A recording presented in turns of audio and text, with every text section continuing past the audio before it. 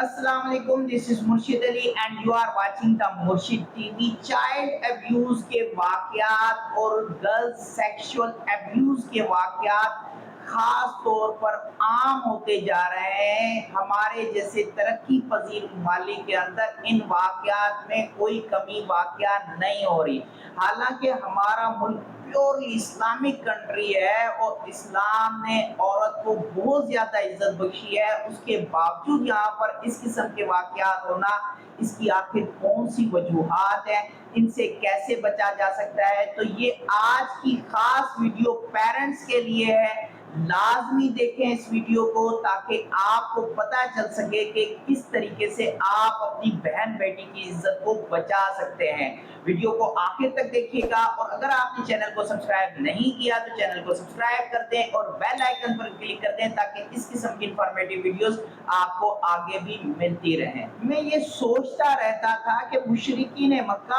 आखिर अपनी बेटियों को क्यों जिंदा दरगोर कर दिया करते थे, आखिर क्या वजह थी जबकि मुशरिकीन मक्का नस्ल बढ़ाने के लिए औरतों से ही शादियां करते थे, क्योंकि औरत ही नस्ल बढ़ाने की जिम्मेदार होती है और एक औरत ही आपके कुंबे कबीले को आगे लेकर चलती है और एक औरत ही पहली दरसगाह होती है हर बच्चे की। तो समझ नहीं आता था, लेकिन जब से इस किस्म के वाक़यात मेरी समाज से टकराए जिसके अंदर बच्चियों के साथ खास तौर पे चाइल्ड अब्यूज़ किया गया है, सेक्सुअल अब्यूज़ किया गया है, तब से मुझे ये यकीन आ गया कि एक मर्द ही जानता है कि आखिर बच्ची का बाप होना कैसा है और बच्ची के बाप होने के नाते से अगर उसके साथ ऐसा वाक़या हो तो उसको बर्दाश्त करना,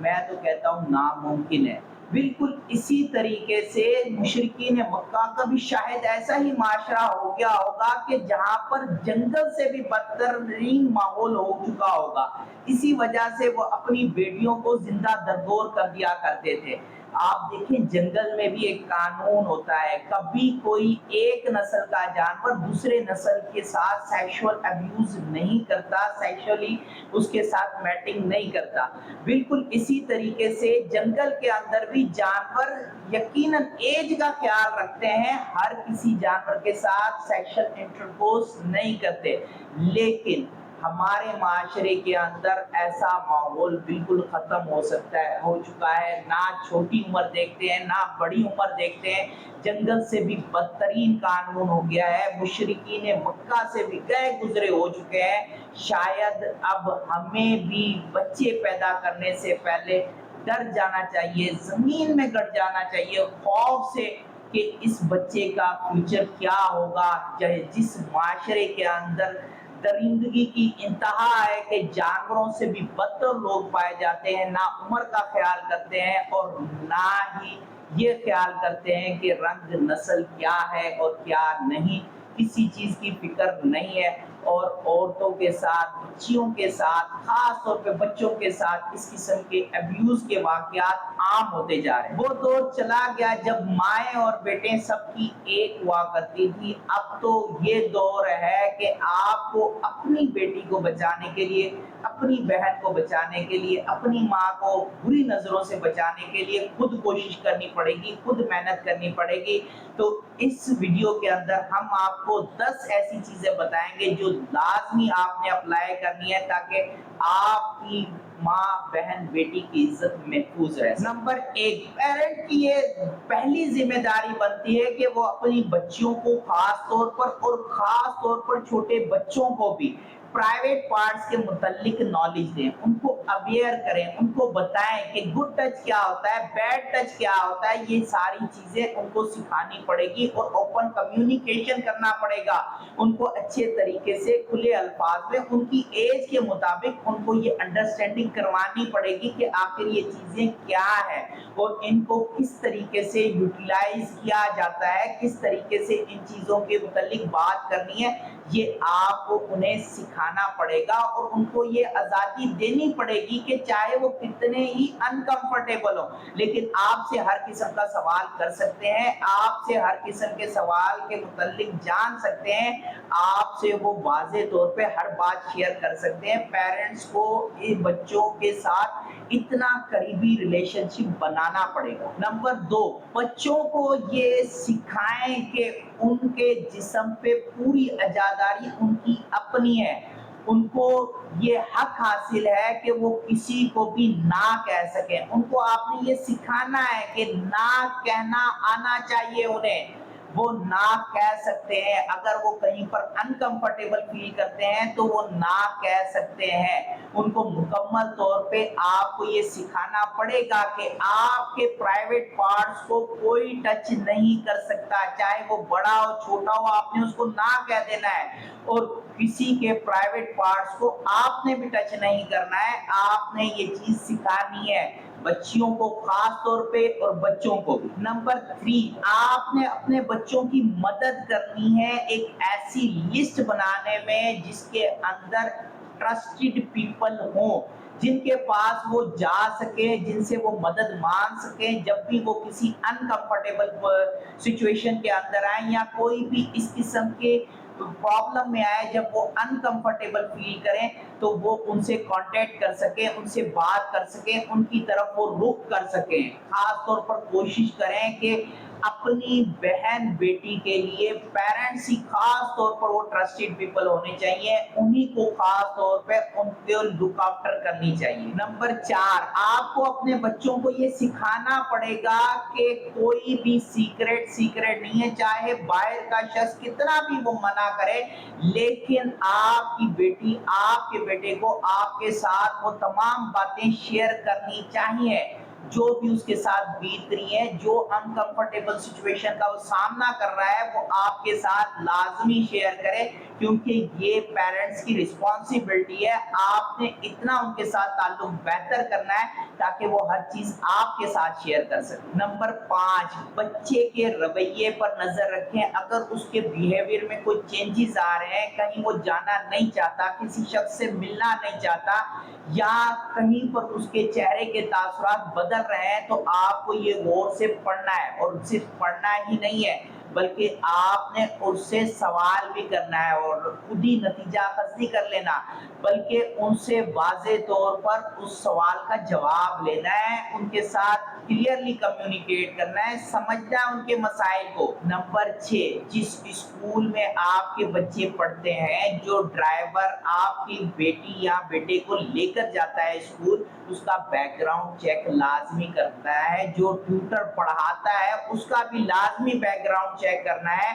بالکل اپنے آپ کی تسلی رکھنی ہے کہ جو آپ کی بیٹی یا بیٹے کو پڑھا رہا ہے اس کے پاس آپ کا بیٹی یا بیٹا محفوظ ہے، اور اس کے ساتھ ساتھ آپ نے اپنے بچے کو یہ بھی سمجھانا ہے کہ کلاس کے اندر اکیلے نہیں جانا، کلاس میں اکیلے نہیں رہنا، جیسے ہی کلاس میں آپ کے 2-4 دوست ہیں، فرینڈز ہیں، ان کے ساتھ ہی آپ نے کلاس میں جانا ہے، ان سے ساتھ کہیں پر بھی آپ نے سیپریٹ، کہیں علیحدگی والے ماحول کے اندر، کہیں پر آپ نے خلوت کے اندر کسی ٹیچر کے ساتھ نہیں بیٹھنا، نہیں رہنا۔